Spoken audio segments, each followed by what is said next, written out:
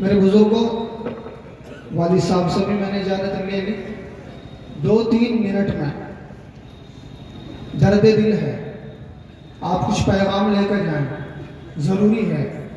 میں 2-3 باتوں کی طرف آپ حضرات کو متوجہ کرنا چاہتا ہوں، جس کی ہمارے معاشرے میں بہت شدت کے ساتھ کمی پائی جا رہی ہے۔ اللہ تعالی ہمیں عمل کی توفیق عطا فرمائے۔ آپ حضرات سمجھدار ہیں، عاقل ہیں، اہل علم، ائمہ اور مسجد کے متولیان، معلمین، مدرسین سب موجود ہیں ماشاءاللہ، جو صحیح کام کر رہے ہیں بحسن خوبی، جو عہدیداران ہیں، بہت مبارک، بہت مبارک۔ وہ میرے مخاطب نہیں ہیں، ان سے تو یہی گزارش ہے کہ اور اپنے کاموں میں تیزی لائیں، اللہ تعالیٰ قبول فرمائے۔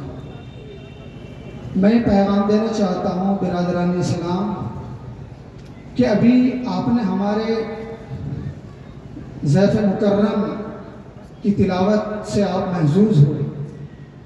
کیا محسوس کر رہے تھے آپ؟ روزانہ قرآن سنتے ہیں ہم، واللہ ایسا محسوس ہو رہا تھا کہ اللہ کی رحمت نازل ہو رہی ہے، یقیناً اللہ کی رحمت کا نزول ہو رہا ہے۔ کتنی فرحت اور کتنی خوشی آپ محسوس کر رہے تھے، اور آپ کے یہ دل کے جذبات تھے کہ ہم سنتے رہیں، قرآن پاک کو سنتے رہیں۔ اتنے بڑے ظالم ہیں ہم نے بہت ظلم کیا ہے قرآن کریم پر۔ میں یہ توجہ دلانا چاہتا ہوں کہ مکاتب قرآنیہ کے نظام کو صحیح کر لیجیے، میری بہت سنجید ادب و احترام کے ساتھ گزارش ہے۔ جو کر رہے ہیں کام، اس میں بہت بڑی کمی ہے، بچپن میں ہم نے بھی پڑھا ہے۔ آج 1 گھنٹہ خانہ پوری ہو رہی ہے بعض جگہ، اللہ تعالیٰ حفاظت فرمائے۔ اگر یہی صورتحال رہی تو ارتداد پھیل رہا ہے، ہمارے بچے مرتد ہو رہے ہیں، ہماری بچیاں مرتد ہو رہی ہیں، ذہنی ارتداد پھیل رہا ہے۔ ذہن ہی تو ہے کہ میں نے آپ کو واقعہ بھی سنایا کہ کیا اسلامی لباس، اسلامی شریعت، اسلامی گفتار، اسلامی رفتار آپ کو پسند نہیں ہے؟ آپ فیصلہ کریں۔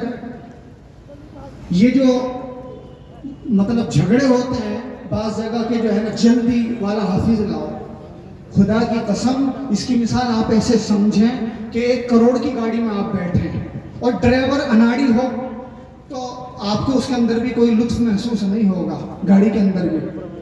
ہمارے پڑھنے والے، اللہ تعالیٰ مجھے بھی صحیح پڑھنے کی توفیق عطا فرمائے، صحیح پڑھنے والے نہیں ہیں۔ صحیح پڑھنے والے کب ہوں گے؟ جب صحیح پڑھانے والے ہوں گے۔ اس کی طرف بہت توجہ کی ضرورت ہے۔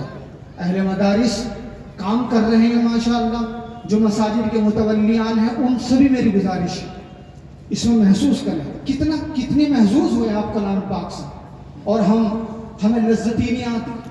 ایک بات، دوسری بات، جو ہماری بچیاں مرتد ہو رہی ہیں، یہ بھی اسی کا نقص ہے اس نظام کا، کہ جو مکاتب قرآنیہ اور گھر کی تعلیم مضبوط نہیں رہی، صحابیات کے واقعات ہم نہیں سنا رہے ہیں، بیچارے تبلیغ والے علماء کرام اپنے اپنے تقریروں میں زور دے رہے ہیں تعلیم پر۔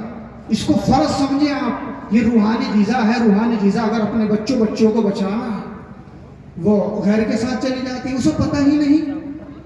تو اس کی طرف توجہ کرنے کی ضرورت ہے۔ اور لباس، اپنے ہمارے بچے بہت تیزی کے ساتھ دوسروں کی تہذیب کو بدل رہے ہیں، تو اس کی طرف توجہ کی ضرورت ہے۔ یہی سمجھ میں بات؟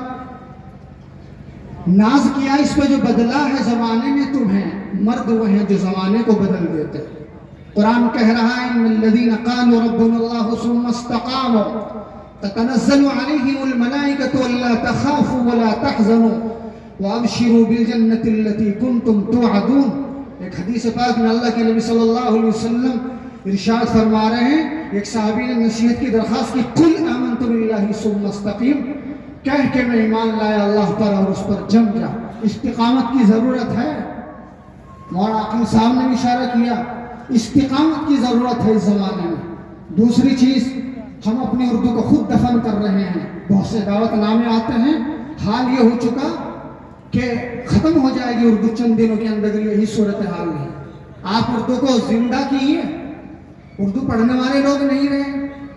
ساری زبانیں ہیں، میں کسی زبان سے نفرت کا درس نہیں دے رہا ہوں آپ لوگوں کو، سب زبانیں سیکھی ہیں، لیکن اردو کو بھی زندہ کیجیے. اردو بھی ایک میٹھی زبان ہے، اس کی بھی ایک تاریخ ہے، تو اس لیے توجہ کرنے کی ضرورت ہے. یہ ایک دو باتیں مجھے کہنی تھی، اور اللہ تبارک و تعالی ہمیں عمل کی توفیق عطا فرمائے اور اپنے ظاہر کو بھی صحیح کرے، اپنے باطن کو بھی. قرآن کہہ رہا ہے وَذَرُوا ظَاهِرَ الْإِثْمِ وَبَاطِنَهُ.